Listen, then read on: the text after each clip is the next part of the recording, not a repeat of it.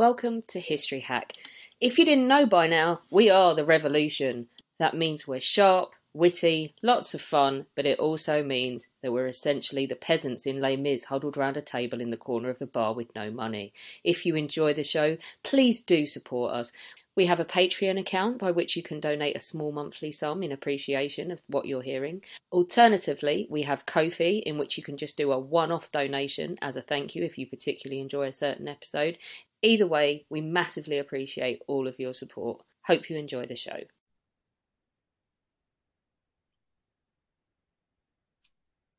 Hello, welcome to another episode of A History Hack.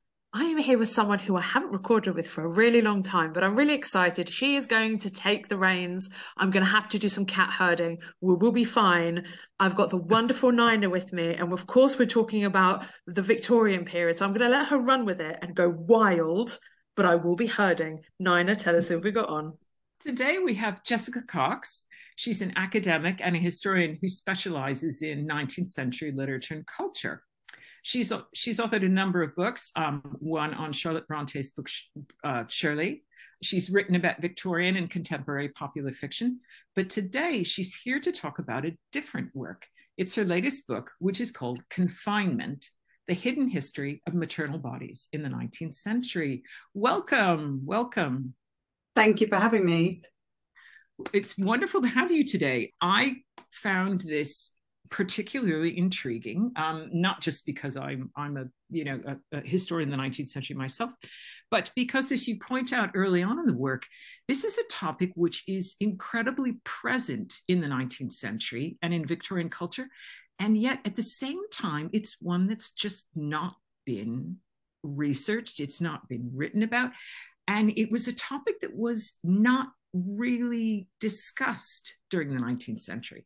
So if I understand correctly, we're in a period when women are being celebrated as the angel on the hearth, and their role as mothers is paramount. And yet there are so many things missing from not only our understanding, but even during the period, the understanding of what did it mean to be a mother? How did it affect women physically, mentally, and emotionally? How did you become you're a historian and academic of the 19th century, but what was it that brought this to your attention?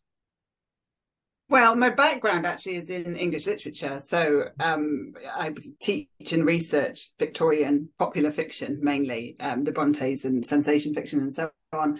And I really became interested in motherhood in the 19th century after I had my own children. And it really struck me that, motherhood in the Victorian novel, for example, is discussed in such veiled terms. There's a reference to children kind of appearing. Motherhood is women's destiny. Babies appear at the end of the novel, but there's never any reference to pregnancy. There's never any reference to childbirth itself, apart from very, very few exceptions. And particularly I'm thinking of the 19th century British novel. I mean, it's slightly different in France, And so it struck me that this absence was there. And then the more I looked into it, the more I realized there's actually a much larger kind of absence. So as you say, paradoxically, women are being told motherhood is your destiny. This is what women are supposed to do, have babies, get married, and so on.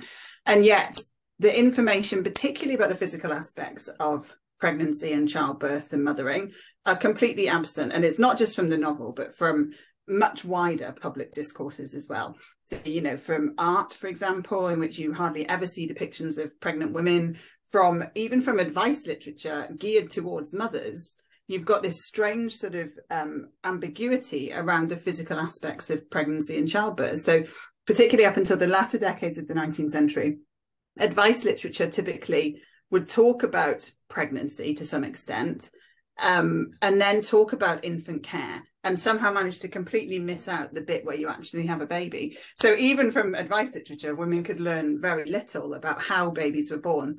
And you can see that in some of the documentation I came across when I was researching the book, where it was very clear that women became pregnant, even had babies, without understanding the physical processes of it. So I became more and more interested. Initially, I was looking into the issue of infant feeding and breastfeeding in particular, and it just kind of grew from there. And it also became apparent then that, in fact, if we look at historical work on the 19th century, it's an absence there as well. There's some work that's been done by some great historians, but it's limited. So this period where you've got this huge interest in what was happening in terms of the Industrial Revolution and population growth and expansion and so forth. At the same time, hardly any interest in the sort of maternal labours behind that population explosion. Partly, I think, because, sexism. And for a long time, women's history wasn't seen as being particularly interesting. And then I think also because, once you see the sort of rise in interest in women's experiences, there's more of a focus on the extraordinary, perhaps, rather than on what is deemed the kind of ordinary, having babies, as though a kind of interest in that maybe reinforces something that feminist historians maybe didn't want necessarily reinforced. So I think to some extent that explains the gap.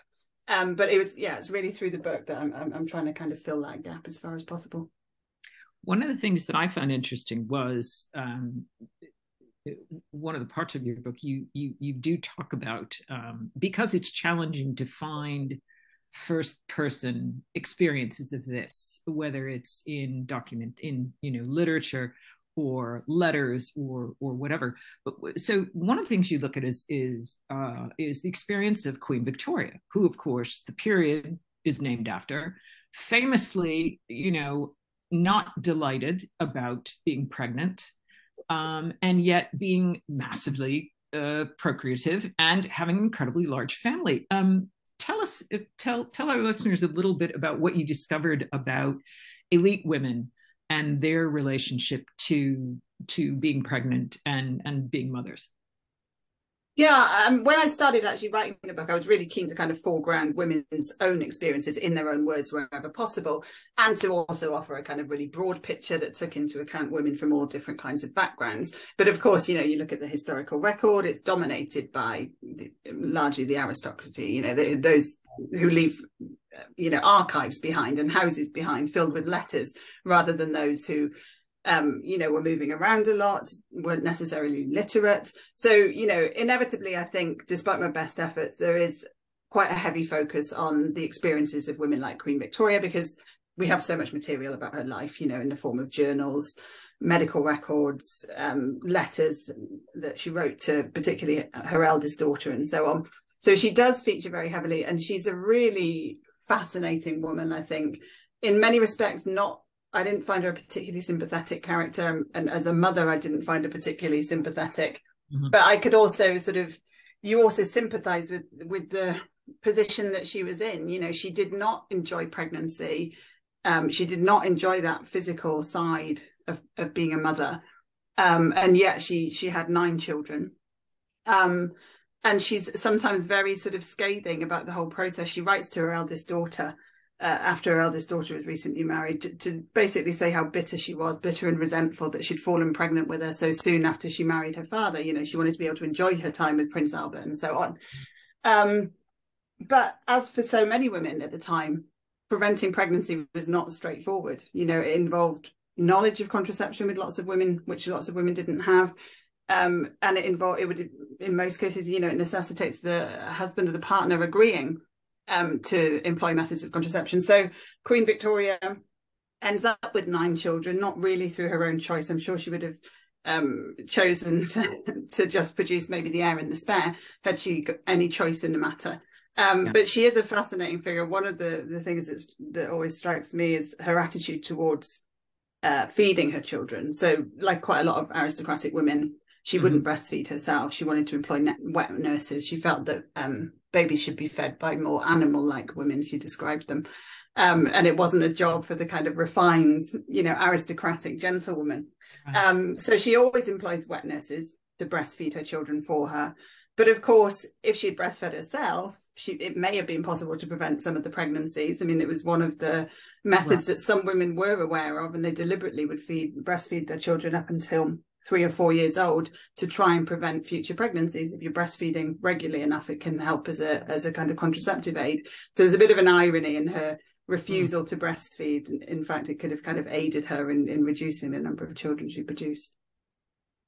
She is what I also found fascinating is that she does in fact link being pregnant to I think at one point, and you quote this, to not having fun anymore, which I thought was fascinating. And she is known for being as explicit as one could during that period, and probably because she was, after all, queen, about the fact that she enjoyed sex with her husband, that she found that a joyous and wonderful experience. And so some of her resentment was clearly linked to the fact that, that meant that was much more challenging. And the reason I comment on this is, of course, during a period where the idea of female innocence and purity are paramount.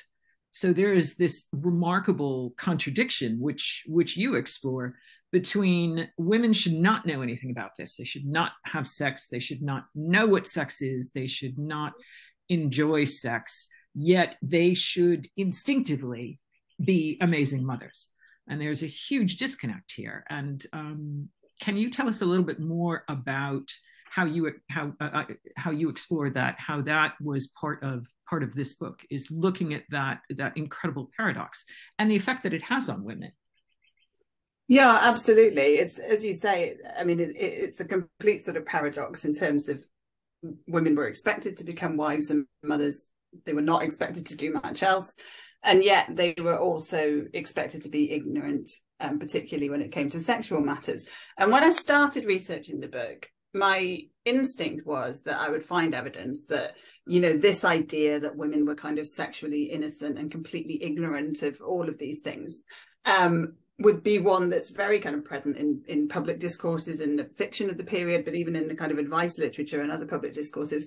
But that if we looked at the personal, if you looked at the diaries and the letters, that you would find evidence that there were, communities, women were discussing these things between themselves, that there was a level of awareness, that it just wasn't deemed appropriate to talk about it. There is some truth in that, but I also came across several letters, diaries, and so forth, which actually reinforced the idea that women really were quite ignorant when it came to sexual matters. So, they did not, I mean, this isn't true of all women, of course, and it varied from woman to woman. I don't think necessarily in relation to social status, though. But there's evidence that some women did not know how you got pregnant, how babies were made.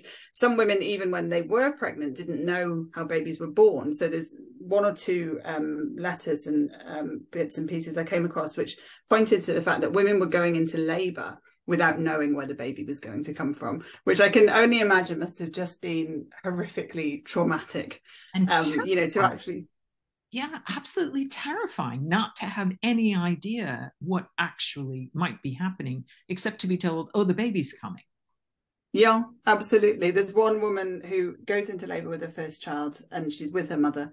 And she says to her mother, well, is it going to come out? Is it going to come out of my navel? And her mother says, no, it's coming out the same way it went in. And it's a shock, it just... I mean, I'm sort of laughing about it, but I mean, as I say, it must have been completely traumatic to go through that experience.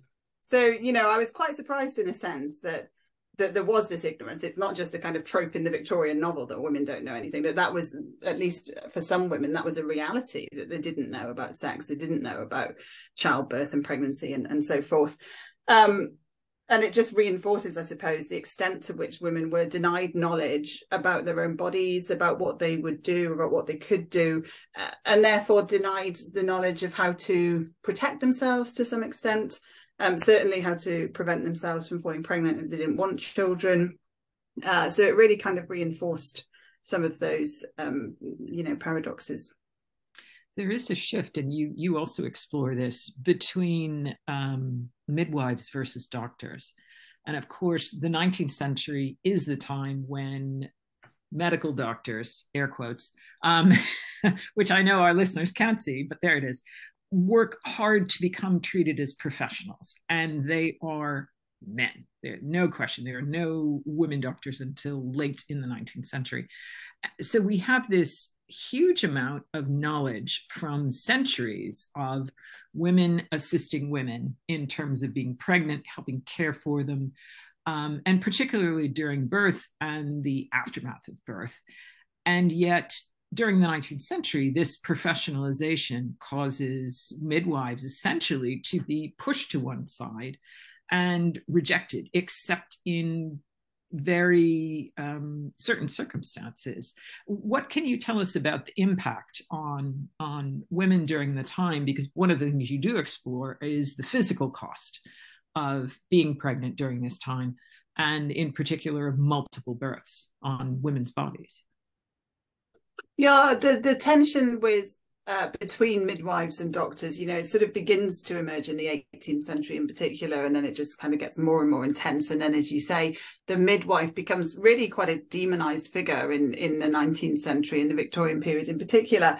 And we see it in, Charles Dickens and Mrs. Gamp and so forth. This idea of the drunken, criminal, negligent midwife, that was a very pervasive idea in the 19th century, and you find kind of multiple newspaper accounts to support this idea that these women were untrained, they're incapable, they're dangerous, they're putting their patients' lives at risk, they're putting the babies' lives at risk. But actually, of course, midwifery has been practiced by women for centuries. And many of these women were extremely experienced, although they lacked professional qualifications. Again, they had no opportunity to obtain a professional qualification because they were denied access to medical schools and so on. And then they were criticised for not having any qualifications. So it was a real kind of paradox. They're really stuck in the middle of this increasing attempt by the male medical profession to encroach into the birthing room, really. And of course, the medical men didn't necessarily bring benefits into the birthing room. Medical knowledge, progressed dramatically in the 19th century, as we know, but there was still huge gaps in medical knowledge. Dangerous procedures which were regularly carried out with little thought for the consequences or little understanding of what the consequences might be. So women were really no safer in the hands of a doctor in the 19th century than they were in the hands of an experienced midwife. But this narrative around the figure of the dangerous, negligent midwife has been really pervasive, and it's been something that women themselves struggled with in the 19th century, and they campaigned hard for regulation of midwifery, which would enable them to obtain formal recognition for their experience, as well as the right to obtain qualifications around midwifery. Did that answer the question? I'm sorry, I forgot the question halfway through. No, that was incredibly helpful. Tell us a little bit about some of the. Obviously, our listeners might wish us not to get horrifically graphic, but I think it's important to understand the physical traumas as well as the emotional traumas to women during this period. Because one of the things that you point out is because of this paradox of this is a woman's role, this is her reason for being, this is her God-given job, and deviation from that was seen as unnatural. At the same time, it is almost a black box. You get pregnant, you give birth, and it's assumed that everything is fine, and yet it's often not. So what can you tell our listeners a little bit about the impact on women and how they were cared for and how they were not cared for? Yeah, I think in many respects, progress has been significant. We look at how most women in the UK give birth today in under NHS care, with access to medical professionals, in sanitary conditions, right, with a low risk of things like maternal mortality and infant mortality. If you look at the 19th century, it was a very different situation. So maternal mortality was high compared to today. It was about 0.5%, so sort of 1 in every 200 births would end in the death of the mother. But if you're having 10 children, obviously your chances then increase. Infant mortality was higher still. Stillbirth rate, difficult to estimate, but somewhere between 3 and 6%. So relatively high as well.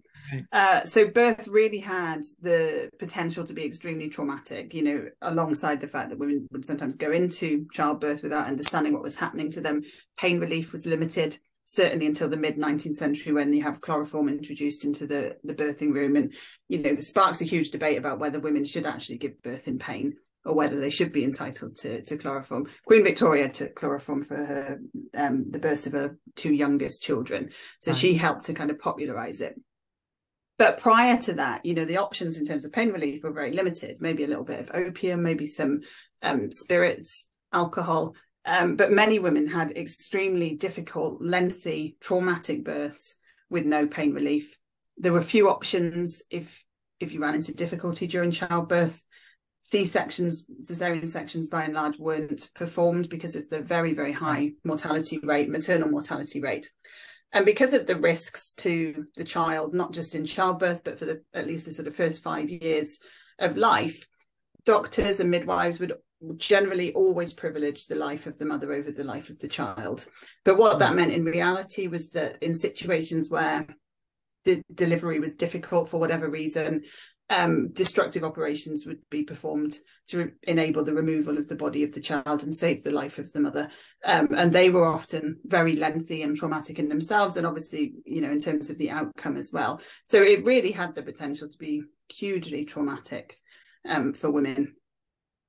I am always struck by whenever I visit, it's going to sound very creepy, I am interested in funereal culture. And of course, anytime you are in a Victorian or late 18th century burial ground, you are going to see men with multiple wives. And typically, you know, one's understanding, if a woman dies in her 20s or 30s, is typically that it's mortality and childbirth, and there is often a child at the same time. And so, yes, I'm always struck by. I realize this is, you know, this is anecdotal and not statistically significant, but you do see that, and you do see in some cases there are very you know, poignant remembrances on the part of the spouse, and other times there aren't. So I find it fascinating to sort of look at these things and realize just in that small group, how traumatic this was for women, and how often you know, they are permanently ill, or they die you know, a week or so later of what one imagines is an infection or blood loss, you know, and often followed by the child. But yes, it's hard not to walk through a 19th century cemetery without remarking and seeing this. Yeah, absolutely. And it was something that women were aware of. So for all of the kind of ignorance around pregnancy and childbirth, there was an awareness of the dangers of childbirth, you know, and of the potential for death. And really, in a sense, there's a kind of sort of spectre which haunts certainly the first sort of half maybe of the 19th century, following the death of Princess Charlotte of Wales, who was the heir to the throne, who gave birth to a stillborn infant son, who obviously also would have become king one day had he not died. And she died later that night. And Victoria owes her position, to some extent her life, because there's then this kind of race to produce an heir, to the fact that Princess Charlotte of Wales lost her own life. And it was an issue which was, particularly with the Queen on the throne from 1837, you know, at the forefront of everybody's mind during her first pregnancy, when plans were put in place for what would happen if she died and the child survived, but the child is a baby, and so forth, to give Albert certain power and so on. So it was something that women were very aware of, which in some respects I think didn't help in terms of the manner in which childbirth could be experienced as traumatic, because you had this additional fear of what might happen. And of course, you know, if you had one successful birth, it didn't necessarily mean that the next one would be unproblematic, and potential for problems to arise years later as well. I mean, having a large number of children, as many women did, like Queen Victoria, like Catherine Dickens, for example, who had 10 children, could also produce long-term health problems. And I mean, Catherine Dickens died years later of cervical cancer, but one of the risk factors for cervical cancer is multiple births. So there may well have been a link there in terms of sort of excessive childbearing and a disease that killed her many years later. You also talk while we're thinking about Catherine Dickens, because of course Dickens has been, how shall I put this, outed more recently for being, you know, perhaps not the lovely, delightful person that has been always part of the hagiography, but that you talk about her. She has a sort of an emotional breakdown or a psychosis as a result of giving birth. And that is something that appears to plague her in numerous pregnancies, and to speed her decline emotionally as well as physically. We've talked a great deal about the physical impact, but the mental and emotional impact, was that something that was not understood or not dealt with also during this period? certainly not recognized to the extent that it is today. But to some extent, there was this kind of recognition that pregnancy, childbirth, the postnatal period were times when women were particularly vulnerable in terms of their emotions. It fed into wider ideas and wider discourses around femininity, the idea that women were particularly vulnerable as a consequence of their biological functions, that this was one reason why women were kept out of the professions and out of the workplace and so on. So right. There was a recognition that women were vulnerable at these times. There was limited treatment for conditions such as postnatal depression, or what we would recognize today as postnatal depression, postnatal psychosis, sometimes referred to as puerperal mania. You do find in asylum records, for example, that women were being contained in asylums following, breakdowns in their mental health after childbirth. One thing that women were, I suppose, subject to or advised to do was to confine themselves, hence the title of the book, Confinement, to essentially lock themselves away in the 2 weeks following childbirth, to have very limited company, very limited in the way of anything kind of stimulating, including reading and writing. So one of the interesting things I found is that women were following this advice. Queen Victoria's journals, after she's given birth each time, there's a 2-week break. So she's not even writing. She's just lying in a room somewhere recovering from the trauma of giving birth.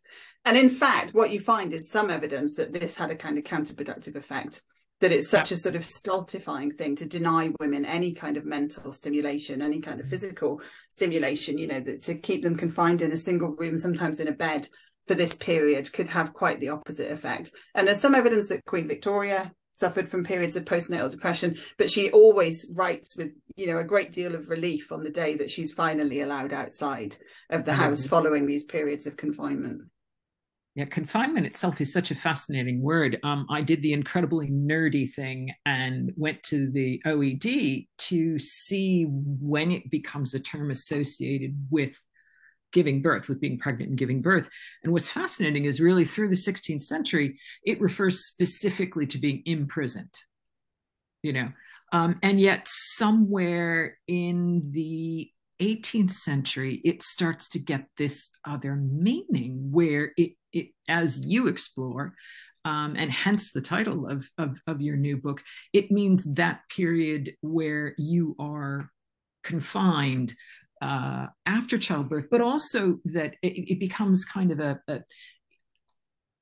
it becomes a term which refers specifically to the final stages of pregnancy and to giving birth, which is fascinating. She's experiencing her confinement and things like that. And I find that fascinating because it is emblematic, really, of how women are treated during this period, which, of course, is one of the points that you make so eloquently your. Tell us more about that term and where it popped up and how you saw it used. It's a fascinating word, so I'd love to hear more. Yeah, it really is, as you say. And I mean, it's interesting to me, partly because, as you say, when you look at the sort of history of the word and the way it's used in the past to refer specifically to imprisonment, it's almost as though they're not even trying to hide the fact that, women are really being constrained by maternity in the 19th century. It's kind of right there. Women have been confined to give birth and so forth. So, I mean, obviously, often in 19th century discourses, it's treated in a very kind of positive way. Well, it's a good thing for women to rest and to not have company and to not see anyone. It's all about how you spin it a little bit, isn't it? Yeah.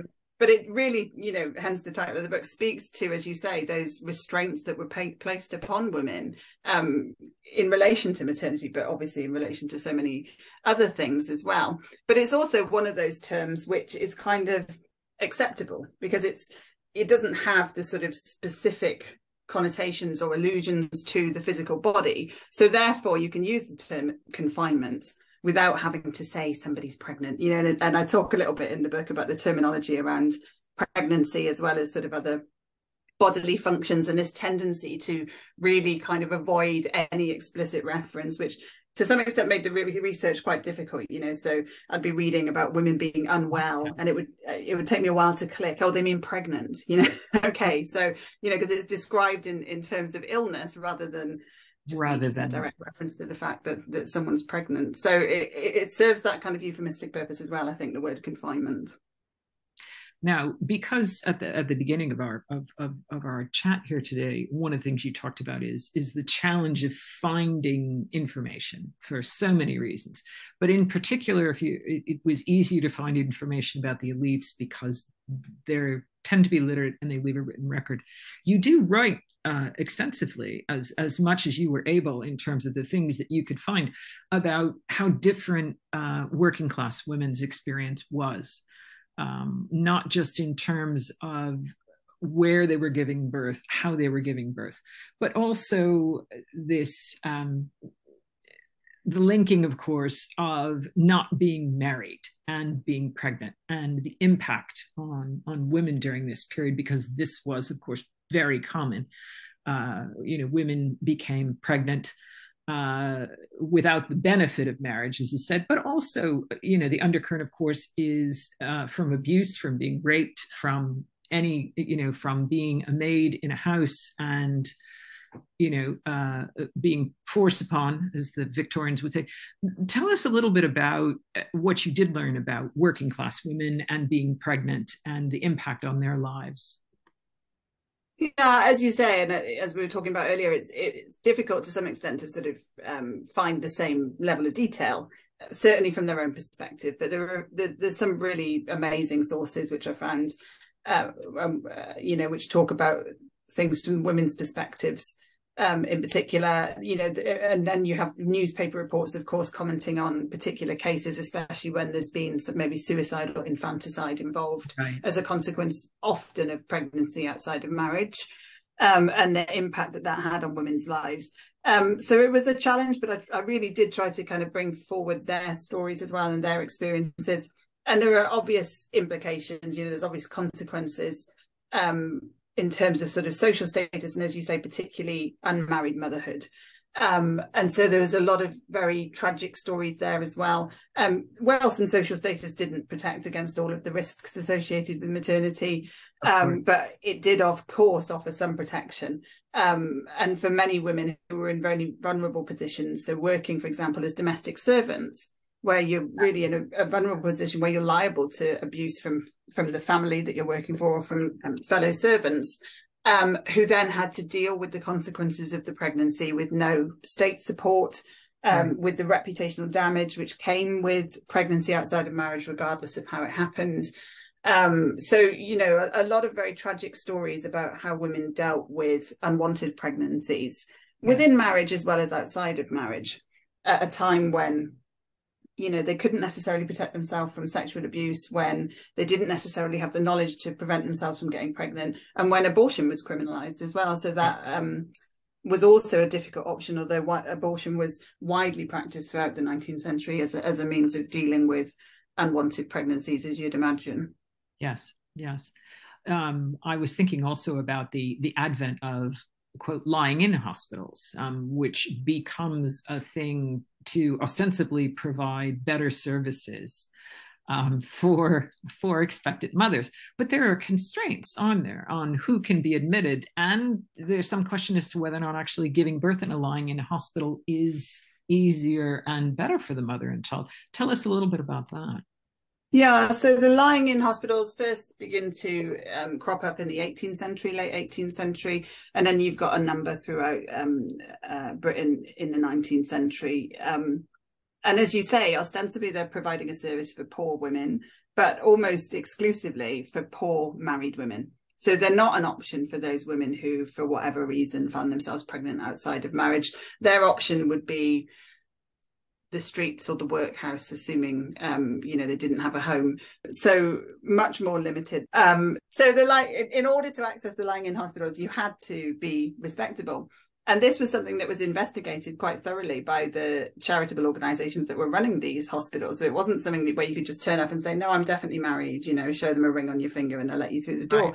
Right. You would have to produce marriage certificates. You would have to discuss your husband's occupation. Sometimes there would be further investigations by those who ran these organisations into the character of women. And if they weren't found to be satisfactory, then they could be denied access to these places. So, they were charitable, perhaps in a rather kind of loose sense of the word, in that they were also very judgy in terms of who they let in and who they didn't. But as you say, they were not necessarily always safe places for women to give birth. They might receive varying levels of medical care, although often you would have a very well-known doctors attached to these institutions. It's part of the kind of philanthropic work that they did. But lying in hospitals in particular offered the possibility for infection to spread relatively easily. So, if you're giving birth at home, as most women did, then you have one birthing woman who's maybe being attended by a medical man or a midwife.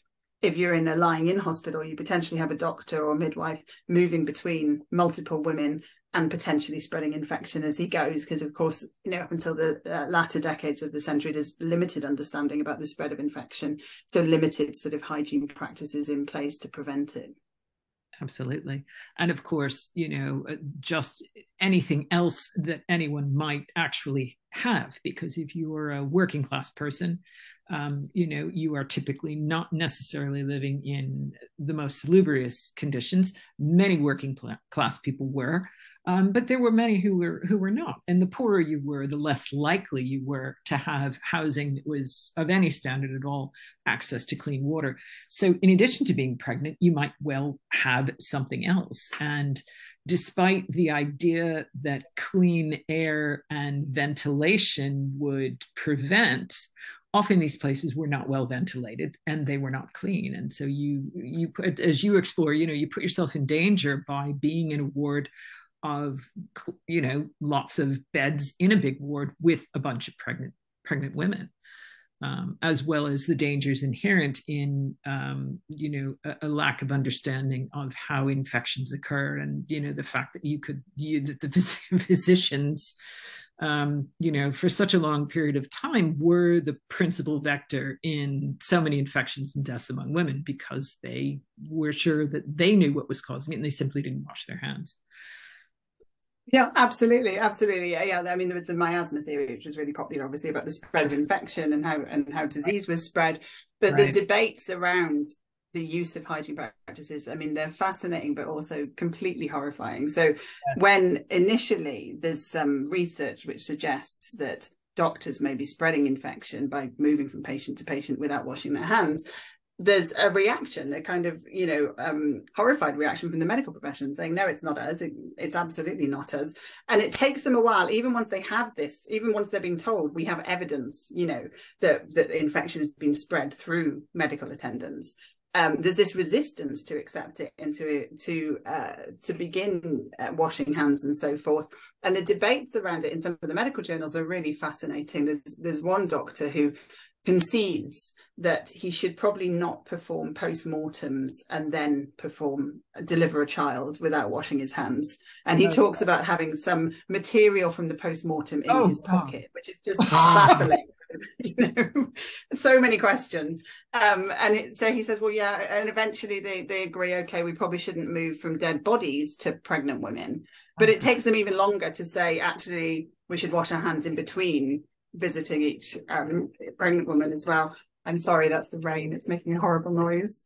No, it's quite all right. One thinks now too of just to go slightly off piste, but as women, so many of us have been on the receiving end of interactions with physicians and other healthcare professionals where our best interests are not necessarily the first thing that come to mind.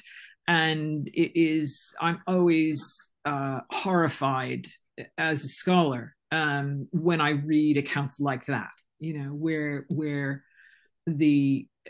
it's not always men, but this is a highly patriarchal culture, and of course that's reinforced by a huge commitment to capitalism. Capitalist model survives because the patriarchal model serves it, but that you don't. Many times you get a sense from when you read about this particular topic at how callous the healthcare professionals are about the women under their care. Well, they're just women and they're like children, and they should do what they're told, and they're lesser beings, and God says they're lesser beings.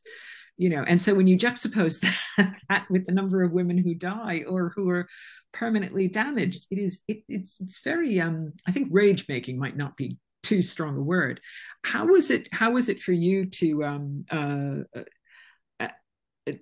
look at this topic as a 21st century woman, knowing that things have improved in many cases, but not, depending upon where you are, the class that one is, the access that you have. How did it affect your perspective of maternity and motherhood in our current time? Yeah, absolutely. I think, when I started researching the book, my sense was I was going to be writing about a very, very different time, that the parallels maybe were going to be few and far between. And, thankfully, in relation to certain issues, they are. But, every now and then I'd come across something and you'd think, wow, that, have we progressed? Have we progressed enough? Certainly. So, I mean, particularly in relation, I suppose, to some of the wider issues around kind of silences, around things like infertility and miscarriage. But of course, while I was writing the book and writing about women's lack of access to legal abortion in 19th century Britain, Roe and Wade was being rowed back in America. So that really kind of brought to the fore the fact that our reproductive rights in the 21st century are perhaps not as secure as we would like to think that they are. And in the UK, obviously, the situation is slightly different. But even so, with the vote in Northern Ireland, you had a number of MPs in Westminster voting against legalizing abortion. So, all of those issues kind of brought to the fore through the research for this book. And then issues, thankfully now, I think, quite rare cases of poor treatment in maternity hospitals, but there have been cases recently where there's been investigations into poor levels of care. So we've made progress, but it's clear that progress is not necessarily all that it should have been to date, and also that we're not necessarily secure, that we need to keep kind of having the conversations and reinforcing women's rights when it comes to maternity, to choose, and to consent and so forth. So yeah, a lot of kind of uncomfortable parallels, as well as those moments of, thank God we've moved away from that practice. Which I find make this an extremely important book, and one that I am looking forward very much to getting to read the whole thing, and not only in terms of its relevance to current life, and what can we learn about what's happening now from what was happening in the 19th century. But also, I confess, from my nerdy historian perspective, is any time we can learn more about the lives of women during the 19th century. It's still an area that needs exploration. It's still an area that needs more good work, and more sort of investigating and publishing. So, well, this was fantastic. Thank you so much. I've thoroughly enjoyed this conversation. I'm looking forward so much to reading your book, Confinement. And Elena, I know there are opportunities to purchase this through History Hack. If you want to talk more about that, make sure our listeners can get to this amazing, wonderful book. So basically, check out our bookshop. Do not go to Amazon under any circumstances. We don't need to give them any more money. So head to our bookshop. The link is there in the description, and make sure you grab yourself a copy. Jess, can you just remind us one more time the full name of your book? Yes, I can. It's Confinement, The Hidden History of Maternal Bodies in 19th Century Britain. Perfect. Head to our bookshop, grab yourself a copy. Nina, didn't have to do much herding. Had a great time. And Jess, it's been great to have you on. Thank you so much. Jess, it has. Thank you. It's been my pleasure. And thank you again for being on History Hack. This is a great conversation, and I'm sure our listeners are going to find it fascinating, and perhaps go away with so many questions that they will rush right in and get a book, because I know I'm planning on buying a copy, because I only got a chance to read bits of it, and it's really, really, really good. Thank you. Thank you. Our incredible guests give us 45 minutes of their time to join us and talk about their work or their new book. This is just a small taster. As a result, we have launched our very own bookshop on bookshop.org, where you can find our guests' latest books, you can support them, and you can support us on History Hack. 10% of every sale via our bookshop supports the podcast and allows us to keep going and bring you more top-of-the-line guests. You can find our bookshop at bookshop.org/shop/historyhack or search for us in the shop section. Thank you so much for your continued support. We really appreciate our listeners and supporters. So make sure you get down to the bookshop and grab yourselves a new book.